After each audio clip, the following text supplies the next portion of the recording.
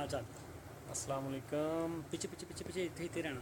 तमाम दोस्तों, प्यारे भाइयों, क्या हाल चाल है।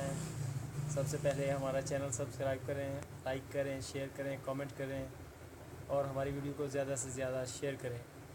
दोस्तों, इलेक्शन का सीज़न है पाकिस्तान में और एक वोट जो है ना उसकी बहुत ज़्यादा कीमत है।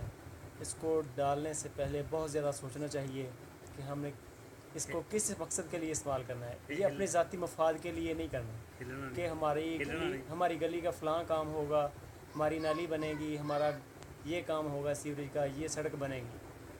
पाकिस्तान को देखना है पहले, सबसे पहले पाकिस्तान। आपके पास 10 मिनट हैं, फिर आप 5 साल के। आपने सिर्फ इलेक्शन वाले दिन निकलना है और निकल के इंशाल्लाह पाकिस्तान को वोट करना है। बहुत अच्छे कैंडिडेट को चूज़ करें, कोई भी हो उसको अच्छे बंदे को सिलेक्ट करें। चोरों, डाकुओं, डकैतों को वोट नहीं देना। ये जितना भी गुमराह कर लें, ये जितना भी पैसा चला लें, इनकी कैंपेन से मुतासर नहीं होना, इनकी गाड़ियों से मुतासर नहीं होना, इनके प्रोटोकॉल से मुतासर नहीं होना। पाकिस्तान को वोट करना है।